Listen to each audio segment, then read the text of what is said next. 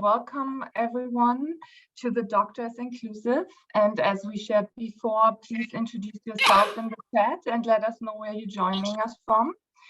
And you're welcome to add your pronouns to your Zoom name. You can do so by clicking on participants, finding your name, clicking more and renaming. You can add them to the end of your name. Some logistics before we get started.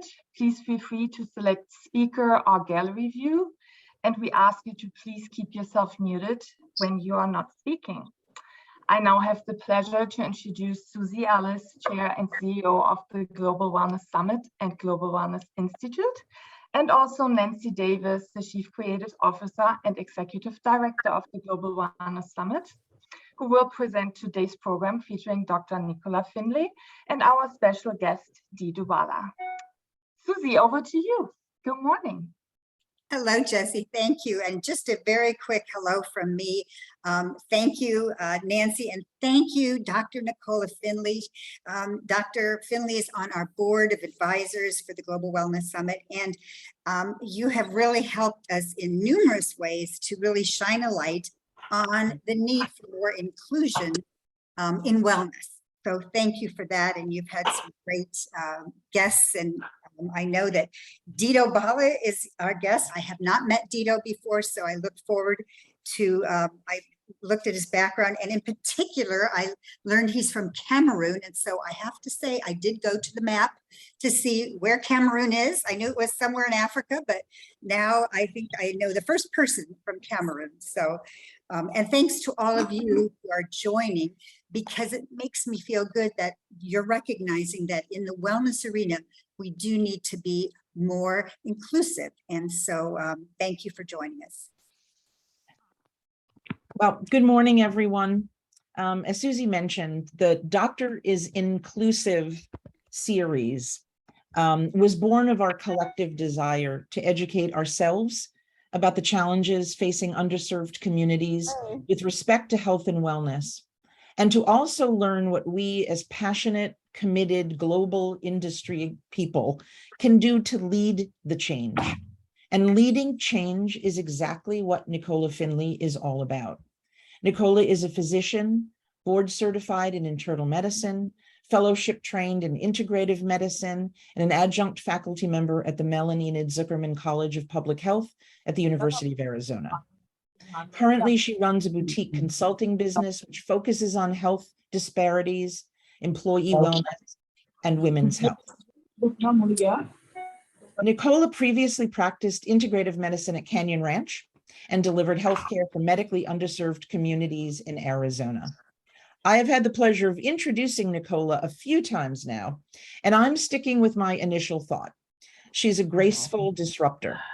She moves easily through difficult conversations because she leads with honesty and heart. Nicola uses the language of respect to talk about some of the most challenging topics of our time. She serves on the advisory board of the Global Wellness Summit, and we're thrilled that she leads the virtual series for us. Nicola will introduce her special guest today. This doctor is most certainly inclusive. Please welcome Nicola Finley. Thank you, Nancy, Susie, and Jessie, and everyone for joining. I'm going to go ahead and share my screen. Here we go. And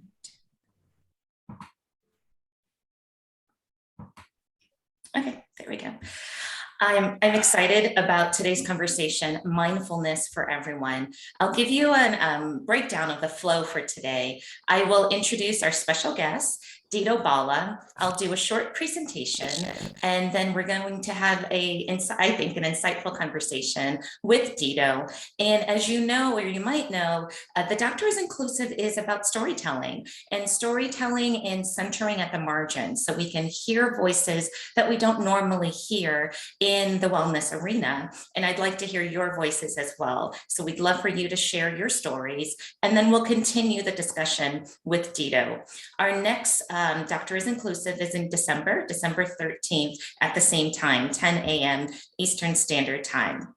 So let me go ahead with the introduction. I'm very excited for this conversation. I'd like to introduce Dido Balla. He is a passionate speaker, educator, and entrepreneur. Dido graduated with a Master's of Science in Secondary Education from the Johns Hopkins University School of Education.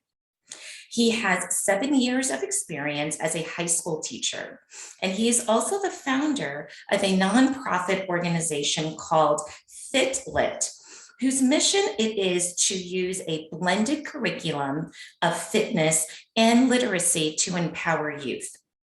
As an experienced brain trainer, Dido has positively impacted hundreds of parents and educators, as well as thousands of students in the areas of emotional intelligence, mindful awareness, and positive psychology. His work has expanded throughout the United States, as well as abroad in Jordan, Brazil, Grenada, Australia, China, and the Philippines. Dido is currently the Global Director of Training and Partnerships for the Goldie Hawn Foundation, where his focus is to maximize the impact of Mind Up in schools, communities, and families. He's on a mission to make the world a happier, more productive, and more fulfilled place. Dido, if you don't mind unmuting, I'd love to have you join the conversation. And I'd like to start with, tell us why this topic is important. And then I'll do my little presentation, then we'll come back to the discussion. Dido, why is this topic important? Thanks, Nicola. And I will never get tired of hearing that kind of bio read and just say, I don't know if that's about me, but my mom should hear that, because she would be very happy to hear that. So I'm passionate about this topic because I know that, especially after the pandemic started in 2020, everybody around the world realized that we may have plans for our future. We may think that in a month, in a year, I'm going to be doing this. I want to do this now because maybe once I have this plan, when I finish school, once I get a better job, I will do X, Y, Z. But the truth is you have zero control over any of that. None. And when you realize that you have no control, the only thing that you have absolute control over is your reaction, your response.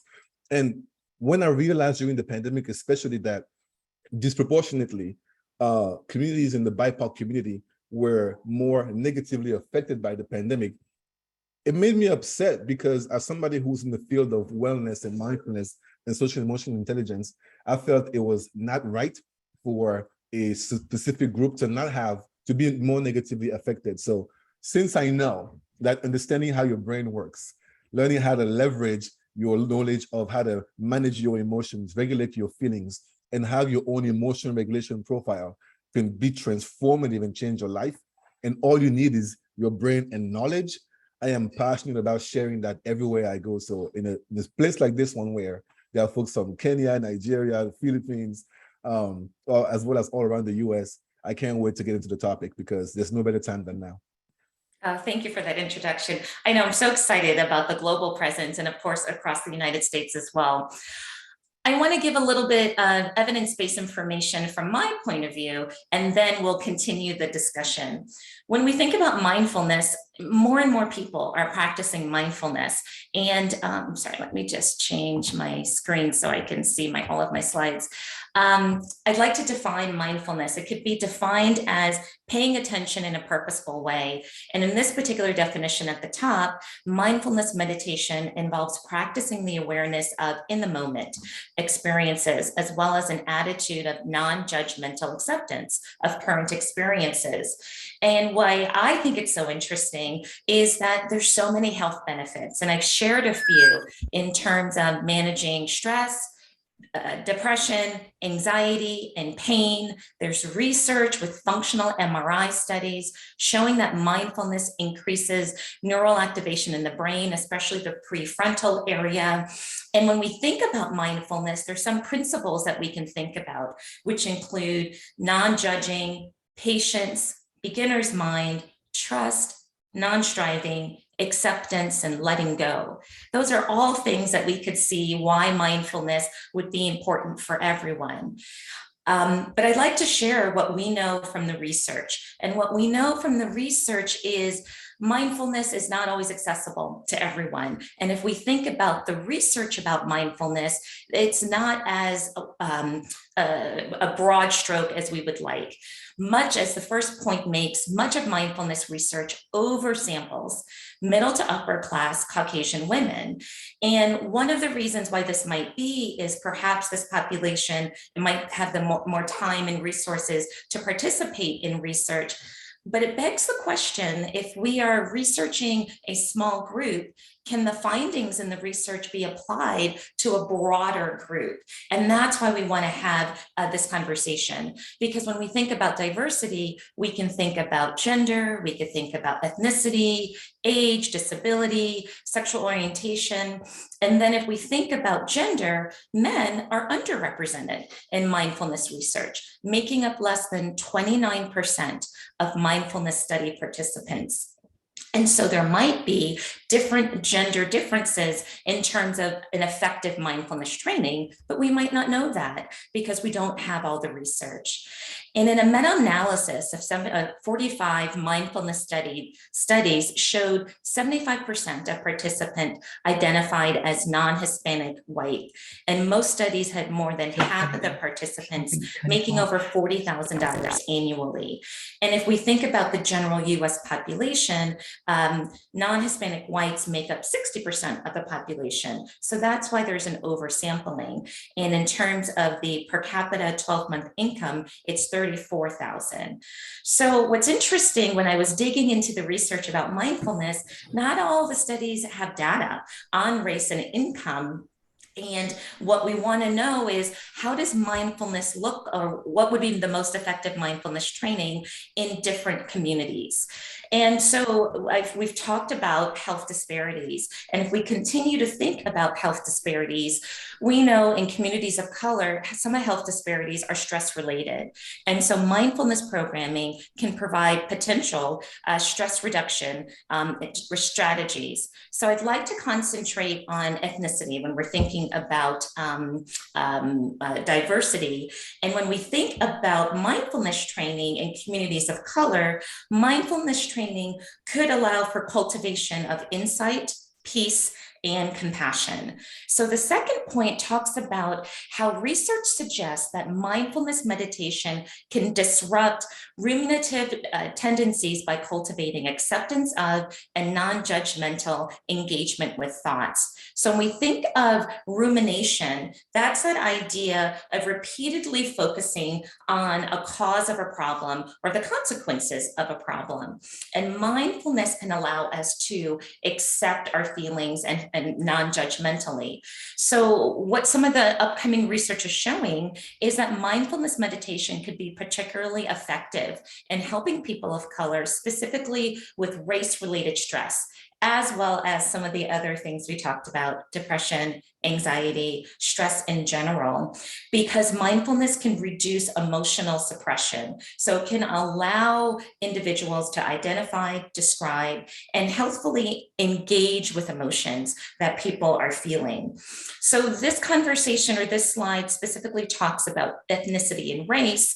But again, we're going to have a broader conversation, mindfulness for everyone, in terms of socioeconomic class, in terms of gender, in terms of disability, in terms of age. But I wanted to set the stage of what we're going to be talking about with Dido. So Dido, I'm going to have you come back into the conversation. I'd love to start with, how did you get involved in mindfulness? And tell us a little bit about your journey. Excuse me, Nicola, will you stop sharing so we can see Dido? Yes, thank you, Nancy. Stop sharing. Okay, Dido, it's all you. All right, let's get into it. So how did I get into mindfulness? I think the way I got into mindfulness is actually an insight into how I think we should reframe the conversation. I did not know that I was practicing mindfulness.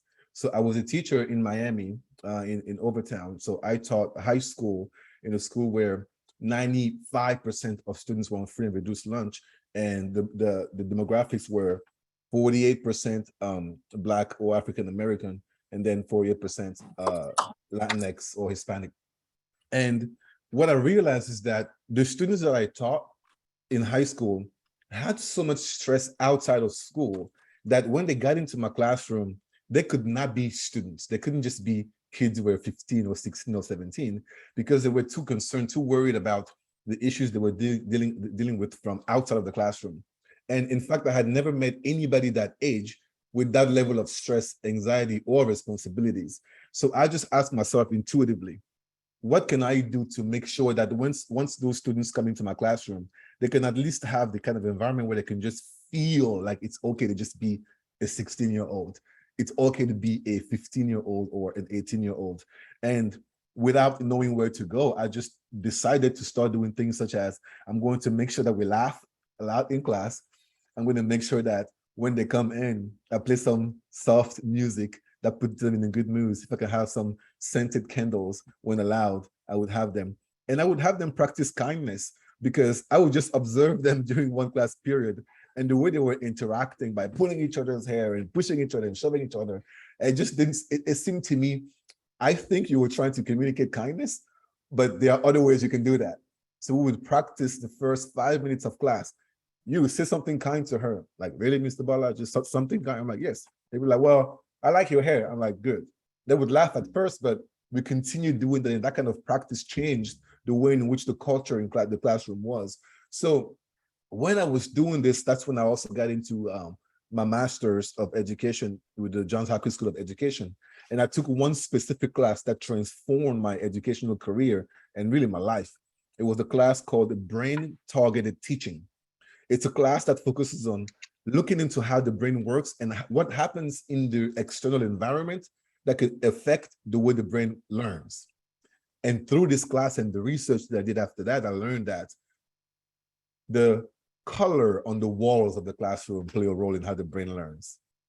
The music you play in the background, how often kids laugh, how kind they are to each other, how clean the room is, all those things actually have a direct effect on how the brain learns. So I said, wow, so the things that I was trying intuitively are actually backed by science.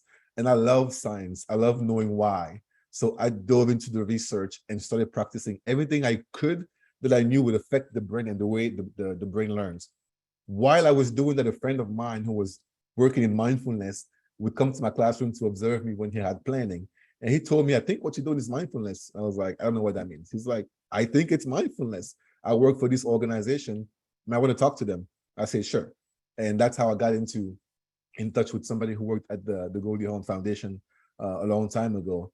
And I was a teacher then, but I was then hired to be a teacher who would have my full-time job, but also start traveling around the country and training other teachers on how to use mindfulness to teach. And I say mindfulness with air quotes because back then I didn't know what mindfulness was, but the practices that I was using in my classroom were mindfulness. So that's how I got into mindfulness initially. And that was around 2012 or 13. Such a powerful story. And I think you identify students of color had so much stress, and you had been in different classrooms, I'm sure, during your internship and your schooling. So to see that and identify there's a problem and use something unique. Tell me, how did the students respond, and how did you change the mindfulness, however you define it, to adapt to that particular school, which is a lower income, mainly students of color in Miami? Well, picture this. Picture a group of 17-year-olds sitting down in a classroom, right? I say in Overtown, Miami, and I asked them to sit down, close their eyes, and focus on breathing. What do you think happened?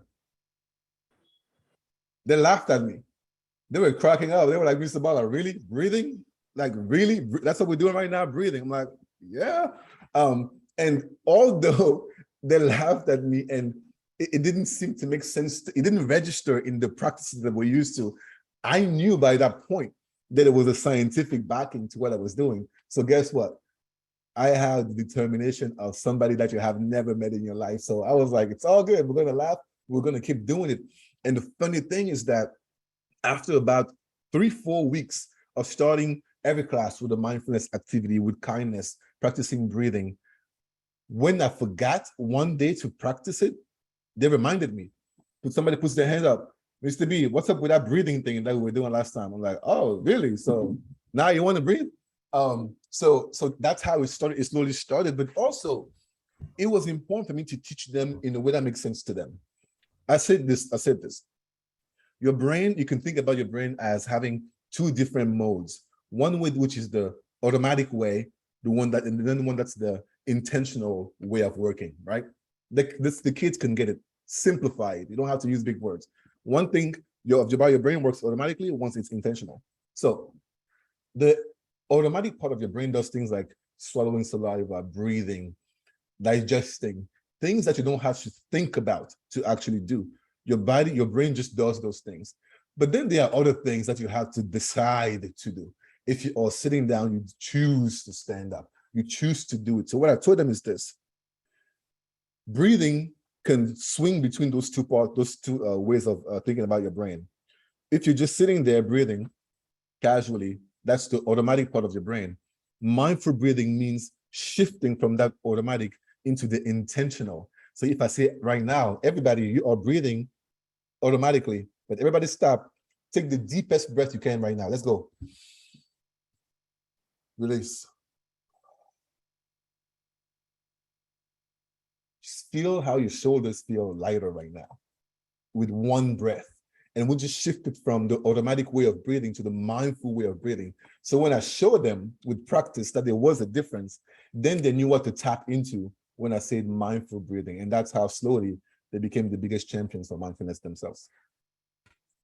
That sounds amazing. And what I'm hearing that I for me is unique, adding laughter to mindfulness practicing. I don't think I've heard of that before, but I'd love to hear other people's thoughts. So how unique. So now I wonder, so I get a good sense of what you did with the children in your classroom as a teacher. I know you shared with me when you and I chatted that you also took mindfulness to the community for adults, for Black men. Can you share with us what you did for that group, that compare and contrast in general? Well, first let's talk about why I did that. So I did that because I started traveling around the country, go to different countries to train people on mindfulness, and every time I show up, I get these looks. So it's like I get looks. I'm like, I don't know what's going on here. Why am I getting all these looks? This is everywhere. It's not. There's no discrimination anywhere. Communities that are primarily Black or Latin American or abroad. And people would ask questions here and there like, hey, so you're a mindfulness trainer? I'm like, yeah, I'm your mindfulness trainer. And when I would kind of push and then go into communities that were a little more comfortable, they would tell me straight up, no, I thought you were like the football coach or something. And I'm like, no, I wasn't the football coach.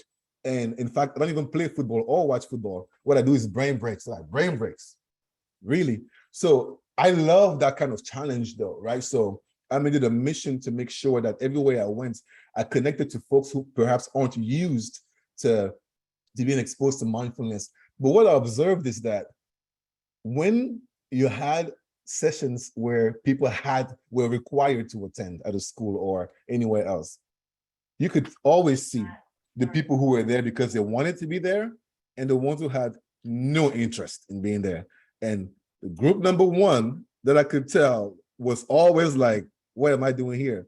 Men in general, and my eyes, of course, scanning the world for folks who look like me, Black men. And in fact, there's a man in California who, in Milwaukee, who once told me, look, man, we didn't grow up doing this. This is not part of our culture. And mindfulness is from white women from California. I'm like, well, look, you got a point. You got a point, because if I ask you to close your eyes right now and envision an individual who's a mindfulness expert who practices mindfulness every single day, what would that person look like? Most of y'all would probably have an image of a white woman in your mind, because that's what it is, right? And if you look at mainstream media, the people who represent this field tend to be, as Nicola said from her studies as well, right? Upper middle class Caucasian women. So I said, well, hey, nothing against white women. I'm married to one. However, as a Black man, I need my Black man to also get some of this, because it is free. You don't need to go buy a tool. You can work on your mental health and leverage what you know about your own senses to deal with stress and anxiety. It's like a superpower. So why would I not want to share that? So that's when I decided, okay, I need to find what to do with Black men specifically. So the first thing I did is I designed a mindfulness program for people of color in general. And I led a program in Miami for about 7 weeks. And I learned a few specific things. I learned that one of the reasons why mindfulness doesn't seem to be as accepted in our communities is the way it is presented. We are told that mindfulness is doing yoga. Mindfulness is sitting down and wearing yoga pants and then drinking green juice, and that's the only way you do mindfulness. That's not true. Once you understand what mindfulness is essentially two things: practicing being present and aware of the moment and whatever is around you, and then practicing non-judgment of self and of others. If that's what mindfulness is, there are many other practices that aren't doing yoga. There are many practices that are from the culture of people from Africa, from Guatemala, from Cameroon. There are many practices that your grandparents were doing themselves that are mindfulness. And nobody told you that though. So somebody told you that mindfulness only looked this way. So I had to unpack that for them. And once I unpacked it and showed them that they, from their culture, already had practices that were mindfulness, then they were on board. So after that, I then said, next challenge is Black men. Okay. I decided that I wanted to do mindfulness with Black men with two specific things. I wanted to do mindful movements, and I wanted to do drumming, because you can actually practice mindfulness with drums. Did you know that? So here you go. There are so many different ways. If mindfulness means being present, aware of the present moment, think of somebody who's like losing themselves in playing that drum. No judgment of anything else, like almost no awareness of anything outside of this exchange with the drum. So I wanted to use drums and movement. The movement part, really, I made a good friend of mine, Marianne, who's a Black woman who's a dancer. So I knew that if I told all these Black men who were mostly my friends, if I said, look, we're gonna do some dancing, they would have been like, nah, we're not coming. So I didn't call it dancing. I said, we're gonna do some mindful movement and do some drumming. And they came, I have to say they all came just because I'm the one who invited them. They were a little skeptical, but they had the most amazing time, because there's something about men especially who aren't used to communicating their feelings, who can express themselves through a drum, for example. We were talking to each other. We had moments where the leader would say, go ahead and talk to us what you have on your heart right now, but you talk with the drum. And I cannot even explain to you what that experience was for all of us. A good friend of mine, days later, was like, I don't know what that was. I didn't drink anything, I didn't smoke anything, but I felt like I was high for days after that. I'm like, well, welcome to mindfulness, right? So what I found is that I had to package it in a specific way for them to even show up. But again, I needed to practice mindfulness in a way that made sense to them, not in a way that is traditionally exposed and shared on in the mainstream media. That's so creative, that idea of drumming. You know, I'm a dancer, so if I was in your class, I would say I'll dance, but I can see many people might not feel comfortable. But drumming is something that maybe people haven't done on a regular basis. And someone put in the chat that drumming is part of our culture, and I definitely agree. So what I'd love to do is to invite the audience to participate. The audience, they've been putting in questions in the chat as well as making comments. Please continue to do that. And I'll take a look through the questions as we start. Does anyone in the audience, if you could just raise your hand, and you raise your hand by, it's a hand symbol that you press, and then we'll have you unmute. And I'd love to have a conversation with the audience. You can ask Dido questions, me questions, you can share a story, because this is about storytelling. Is there anyone who wants to start? And you could just virtually raise your hand in the Zoom. And you can find that little hand, by the way, at the bottom of your Zoom window. There's a little tab for reactions. And if you click that, you can also applaud, which I would do as well, but you can also raise a hand.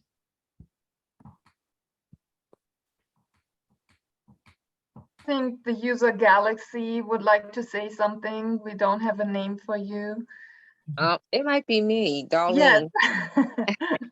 Good morning, everyone, Good morning. and great morning to everyone.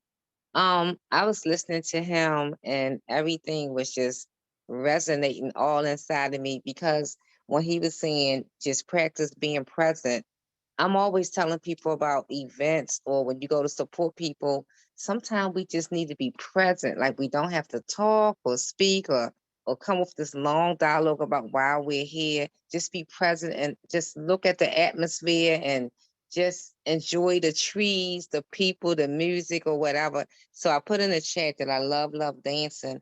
And we have the park drummers in Baltimore at Tree Hill Park. So on Saturdays and Sundays, they play the bongos, and I took my grandson for the first time to meet them maybe a month ago, and he got on the bongos and he played with the men. And they told me that my grandson had a gift because they said he just jumped on, he just played, and he just went with it. And it was like one of the most beautiful experiences I ever had. I always had this vision of him playing the bongos, and I always felt like he was gifted because when he was a baby, to keep him quiet, I always put on all kinds of classical music and violins and the pianos, and he would just like, calm down. And these are the practices that I use as well. And over the pandemic, I started DK Health and Wellness, where I started walking trail walks, exercising, and telling people how great I was feeling, and just passing it on and just sharing free tips. Drink more water, change your diet. I haven't drank a soda in 4 years. I haven't had chocolate in about 3 years. People say, "Oh, you got smaller," but I feel good. I know I'm healthy, and also I get plenty of compliments that I look great. I'm 61, about to be 62 years old. Oh, And I'm going to interrupt. You don't look 61, that's for sure. And what you're sharing, what you're sharing is through example and for your grandson and truly for the community. And it sounds like your grandson's a natural when it comes to the bongos. So that's just a great testament to what we're talking about. I see other people also have their hand raised. So, but I really appreciate you sharing your story. Thank you so much. The first one I saw was Daniela. And you can unmute. Yeah. Hi there. First, it's just really fantastic to be in this group of people from all over the world. It's pretty amazing.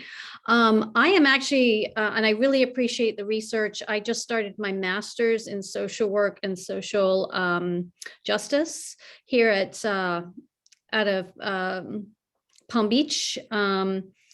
At Florida Atlantic University. So research is fantastic. We need it. My prior career is I come out of the media industry, working in New York and Los Angeles, representing high profile daytime talk shows and TV news magazines like Inside Edition, Extra. So research is how we get the word out and make it known.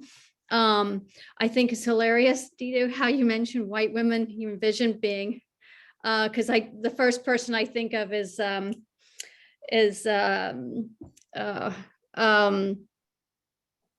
daughter of the woman you work for. Why am I forgetting her name? Kid Hudson. Kate Hudson, yes, and her yoga outfit was the first image. I said, "You're right, you're right." So, but but I love the music, and I'm just so glad you're on it. I have a good friend out in LA who does music therapy, and I think I used to represent a talk show with Dick Clark, who you may have heard of, iconic Dick Clark, and he said music is the soundtrack of our lives. So drumming, music, I think when it vibrates into our bodies, it is very healing and mindfulness. And here in Palm Beach, I've just met a group of therapists, and they subjected us to a music sound bath of drumming kind of thing. And we all sort of laid down on a lovely park somewhere, and this guy just did this music, and it was like different drums, so it wasn't like the typical boom boom boom, it was really fascinating. And he said supposedly the music comes through your cell, vibrates through your cells, and helps release all sorts of stuff to, calm our mind. So I just had to share that. And I'm just going to put in the chat some music from my friend who worked with Deepak Chopra on the video Heal, the documentary Heal, and the music he created. And I'm just going to share it. I'm going to interrupt. That'd be great if you could share that, Daniela. I love what you're doing. And then I'll shut up. I'd love for Dido to respond, because you shared about the drums, the vibration of the drums impacting our body. I'd love to hear Dido's thoughts of that. That was a really interesting conversation. Yeah, so my personal experience, so how I got into the drumming is that I went to a drumming circle with some friends. I had never heard of that.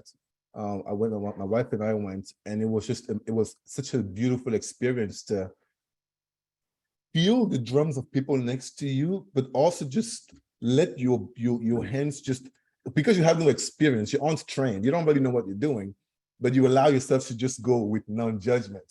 There was something that's about releasing that was just so powerful. And then the vibrations of the drums next to you as well. And even more powerful, when I went and did the circle with men, and we were instructed to each just speak through drumming, you could actually understand what the other person was communicating. Like, I don't know what to tell you. Like, you could tell if the person was in pain, if that's what they were expressing, or if it was love, you could just feel it from the drum. So it was something that I have never experienced anything like that. And the thing with me, I love working with folks like Dr. Nicola, because she does the research, I read the research, and I confirm that with my practice and my teaching, right? So I may not have all the answers when it comes to the research, but I know the research is there. There are folks that I trust who have done the work. And that way it's no longer just anecdotal. I can see the results in myself and in the folks that I work with. But it's important to look into your own life. What are practices that make sense to you? Just because we say drumming, don't feel like you must go start drumming. It may not be your thing. It's loud. Maybe you don't like that, right? So you don't have to do that. What are things that you do? When my sisters were growing up, I would watch them braid each other's hair. And in fact, I just went to see my little sister, like I opened earlier, and my sister does her own hair.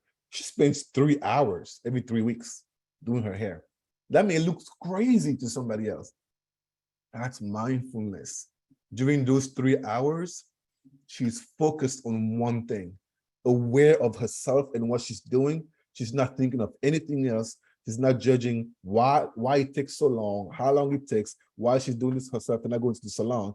That is mindfulness. I just want everybody here to know that you can find things that are already part of your own life that can help. And I'm insisting, because I go back to the research that was cited, you can use these practices to manage stress and deal with anxiety. Like anything that's contemplative, anything that in which you get lost. It doesn't matter what it is. It can even be cooking.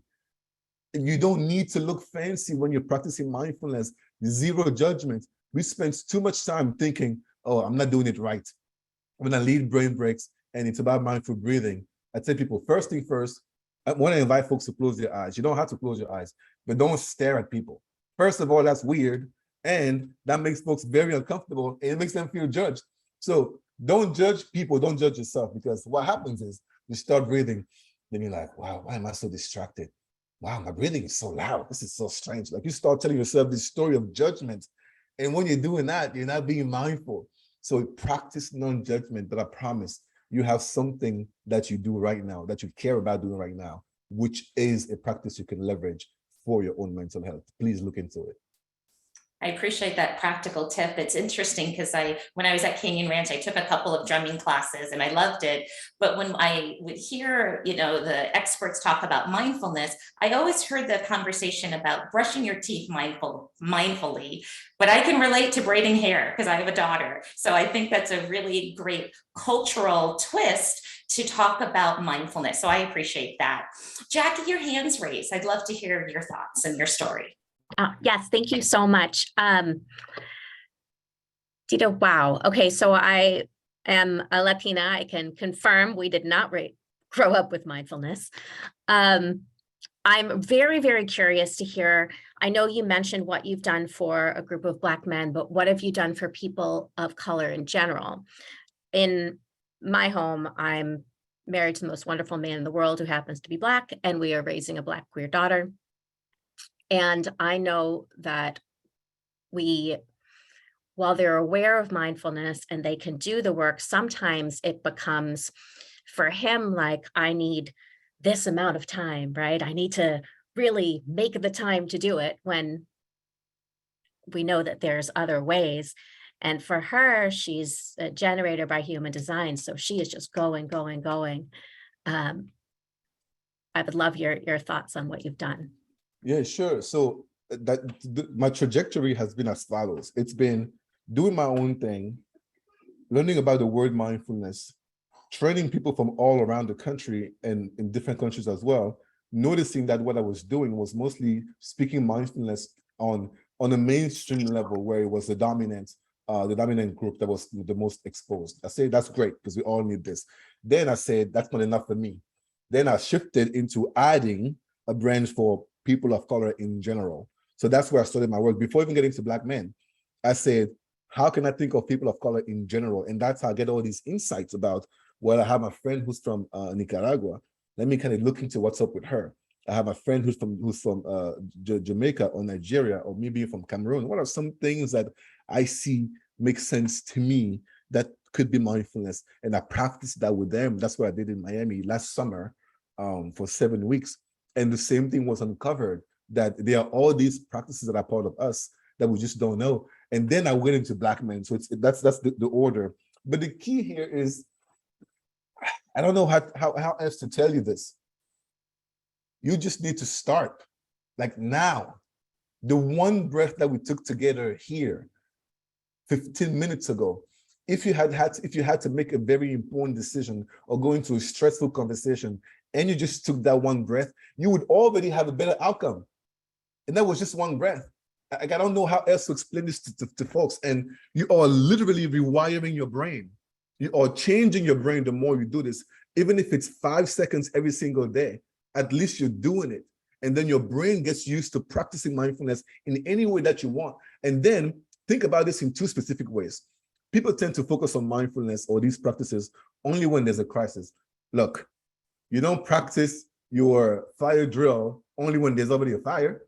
You don't go to a school like, no, we haven't practiced a fire drill. We haven't had a fire. That doesn't make any sense. And it's like people who try to figure out where to go have dinner and then start arguing. But you're doing that when you're already hungry.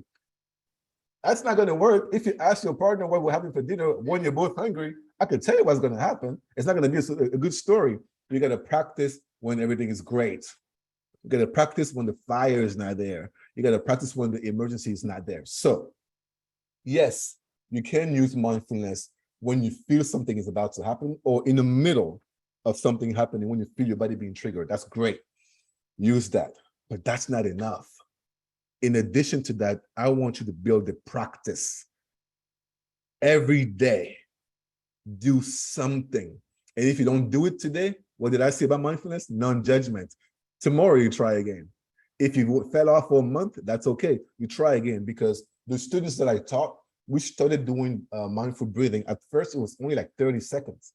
And some couldn't even last that long without cracking up and like being uncomfortable. But guess what? We made it to like 3 consistent minutes after that, consistently.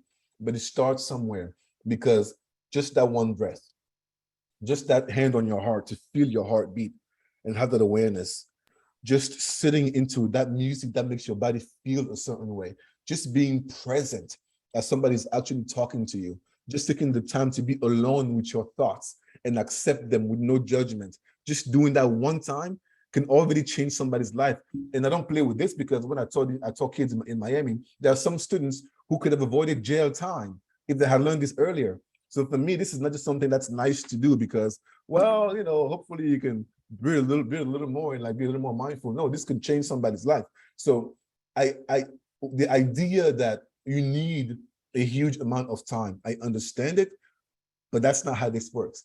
You can start, and you should start right now. Like 2 seconds right now is better than waiting for when you are going to be ready. You're never going to be ready. Like, in fact, here's the last point on that. Then I'm going to stop talking. Here's the last point on that. You have no idea if you're going to be around tomorrow. You don't know that. You really don't. And you don't. Anybody here, so I lost my dad about a year and a half ago. Anybody who's lost somebody close, that you don't know that. You can make all the plans that you want. You have no control over that. One. Two, if you spend your time obsessing over the mistakes you made yesterday, I should have done it that way, should have done it this way. Oh, what? All you're doing is ignoring the one precious thing that you actually know for sure, is that you have this moment. So you have this moment with your daughter now, this moment with your students now, with yourself now. I don't know what you're going to have tomorrow. You're going to have a new pandemic or monkeypox or whatever. What I heard recently in the news, I stopped watching TV because like it's triggering me left and right. Like there's always something. So I don't focus on any of that right here, right now. But again, it was so practical. Thank you so much, Jackie, for asking your question. I'm going to move along. And I see that there are some questions in the chat as well. And I was hoping Dido could share, what is mindfulness like in Cameroon? I don't know if you've practiced mindfulness in Africa. And I think about spirituality when I think about mindfulness as well. So I'd love to continue the conversation and bring in the Cameroon piece, because it's so unique, as Susie mentioned, that you are originally from Cameroon. Yeah, so what I realized, I was born in Cameroon, grew up there. I went to school in Cameroon until I believe I was 14. Then I went to Ethiopia, went to school there for a little bit. After Ethiopia, I went to Nigeria. My aunt worked for the embassy there. I lived in Nigeria for a little bit. Then I went to school in Benin, which is next to Nigeria. Finished my high school there, and then before moving to the States, I actually went to Ghana, to Accra in Ghana. And I share all that to say that I really trying to make this as practical and as human as possible, because I have lived in so many different places. So once I got involved in mindfulness and thought about my culture where I grew up, it was hilarious, because just last year, my cousin, he's in the army, is my best friend. We were talking about stress, and he was like, "Men don't stress." I'm like, wow, like good for you, man. Like men don't, like, okay. And there are all these beliefs that as a man, you're not supposed to feel this way. And in Cameroon, especially, honestly, I was raised with such an attitude of you suck it up and you move on. Life is what it is, that there's no time to say, I'm going to learn how to be in touch with my feelings. No time. But what I figured out, though, is that they do practice mindfulness in many ways. I looked at my mom worshiping. Whether or not you believe in God, because so I was a kid, I was raised Catholic. When you go there and you sit in community and you focus on listening to what your heart is saying to you, you're singing songs, moving along as the music is making you move. All those things, as far as I'm concerned, is practicing presence and awareness. It is practicing non-judgment. So for me, when I went back and just observed, or would see somebody who was sewing, or somebody who was doing their interesting tattoos that they do, some drawings they do on their on bodies for some ceremonies, and I watch all of this and I say, this is the same thing. This is mindfulness. So if you call it that, it's not going to be recognized. If you call it that and talk about emotion, dealing with stress, in fact, you might get people who are defensive, especially men, in my experience. However, I think that back there as well, people find a way every now and then to be with themselves, be with their thoughts, and practice something with non-judgment. And I think it's mindfulness. I'm just obsessed with trying to make sure I can teach everybody how to really look inwardly and then find those things that they like themselves. You don't have to call it mindfulness, in fact. So if you ask people in Cameroon that I know if they practice mindfulness, I would say no. If you ask me, I would say yes. I would just say they don't call it that. That makes a lot of sense. And I see some questions in the chat, and somebody put in some resources for mindfulness. So if anybody else has other resources to put in the chat, feel free. One question that came up, and I'm sorry if I missed some of the questions, is when I introduced you, I mentioned out of your many talents, one includes really talking about emotional intelligence. And someone had a question if you could talk about that a little bit more. So emotional intelligence, think about it this way. We spend so much time thinking about what I call cognitive intelligence, which is the things that we were told in school that we need to master to be smart, right? Learn how to read, learn how to do math, work with computers, et cetera, et cetera, et cetera. But the thing is, that alone isn't enough to be successful, to be fulfilled in this world. Why? Because you are going to live in a society, in community with other people. Emotional intelligence then is teaching you how to have self-awareness about your own feelings. It's teaching you empathy. It's teaching you to read cues from somebody's body language, understanding that you might want, maybe you plan, if you are a parent, maybe you are angry because your kid didn't do something well. And as you're about to chastise them, you can see in their body language, because you have emotional intelligence, you can recognize that, oh, maybe something triggered the part of their brain that is all focused on fight, flight, freeze, and not focused on thinking. So if I respond this way now, it's going to trigger them even more. Or you are talking to a coworker or somebody that you supervise, and they did something quote unquote wrong, and you can see that they're being defensive, but you have the tools to understand, I know exactly what's going on. Their prefrontal cortex, which is in charge of higher order thinking and making good decisions, controlling impulses, that part of the brain tends to lower its ability to actually do its job when somebody's triggered emotionally. And so you need to find a way to hold space for the healthy release of those emotions in order for them to get back to a place where you can actually communicate with their cognitive brain.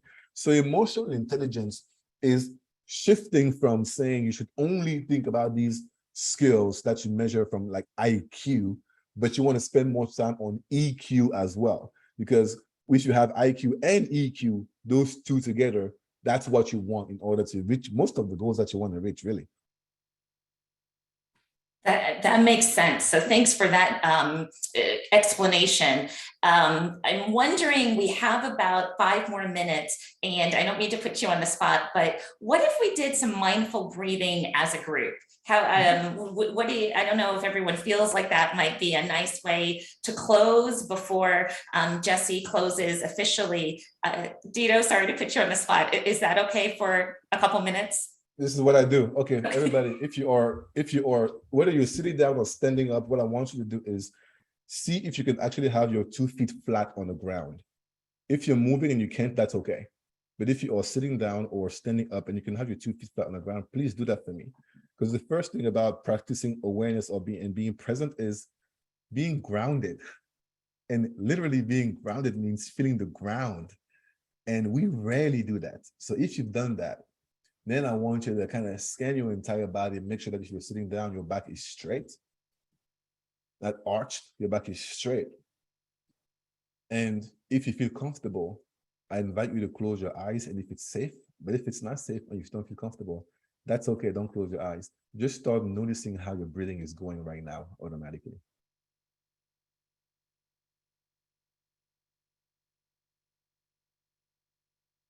You're just noticing it with no judgment. It might be fast, it might be slow, it might be shallow, it might be deep. It's okay, you're just noticing it.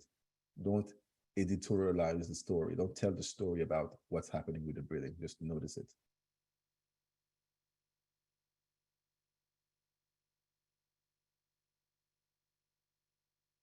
Now I want you to slowly shift into a more intentional breathing when you inhale, feel your belly. Don't just get your chest up when you inhale. Feel your belly when you inhale. And then when you exhale, make it as long of an exhale as possible. So deep inhale, feel your belly. And long, slow and controlled exhale. The reason why we do it this way is that when you belly breathe this way, you with a deep inhale, you're actually allowing enough oxygen to get to your brain. And then when you have a slow and controlled exhale, that's the way to calm your nervous system down. So keep doing that for a few seconds.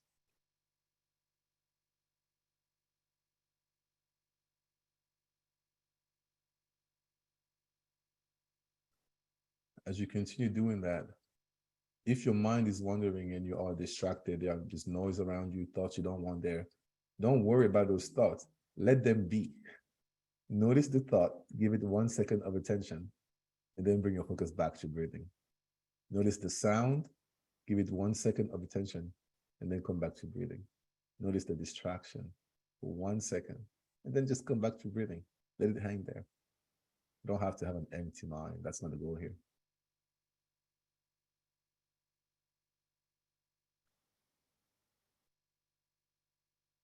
Now, what I want you to do is think about what part of your body tends to hold stress during the day, whether or not you know it. For people like me, it's the shoulders. So if that's you, on your next long and controlled exhale, relax your shoulders. If for you, it's you frowning when you exhale, relax those eyebrows. It's for you, it's clenching your teeth. When you exhale, relax your jaw. If it's you, for you, it's the lower back that has some tension. Relax any part of your body right now that tends to hold stress without you even knowing it. Just relax it. And then as you slowly get ready to close, realize that there's a strong connection between the thoughts you have on your mind,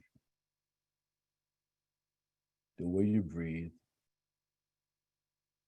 and your heart rate, right? So you continue to notice any distraction, come back to breathing. So you go from your thoughts to your breathing, and your breathing actually slows down your heart rate and gets your heart in the place that you want it to be to deal with anything that you want.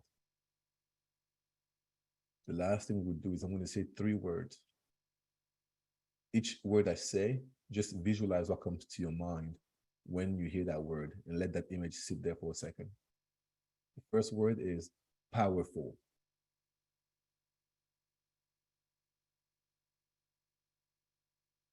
The second word is present.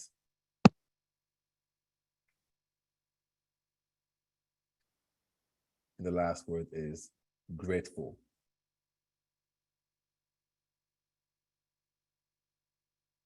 You're going to slowly come back together at your own pace. I'm going to count down from 5 to 1, but take your time. When I get to 1, take as much time as you need to, and then slowly come back to us. 5, 4, 3, 2, 1. Carry those 3 words and those images throughout the day today, if it's morning time. And if it's nighttime, carry those 3 words into the evening and the night. Thank you for being mindful. Thank you so much, Dido. Thank you, Nicola. Thanks everyone for joining us. And we will share the slides and the recording and also the links in the chat with you via email, with the email everyone signed up with, and also share the recording on our website. And yeah, I wish you all a great day, rest of your day. And the next Doctors Inclusive is on December 13th. Don't miss that. And have a great day. Bye-bye. Should we have everyone unmute and give Dido a applause? This was amazing. Thank you. Thank you, Jesse. Thank you, Susan. Thank Nancy, you. Global Wellness Thank Summit. you. Thank you, Dido. Thank Great you. day, everyone. Thank Bye. you. Thank you. Thank you. Thank you. Thank you. Thank you. you so much. Have an amazing day, everyone. Stay Bye. amazing. Bye, everyone.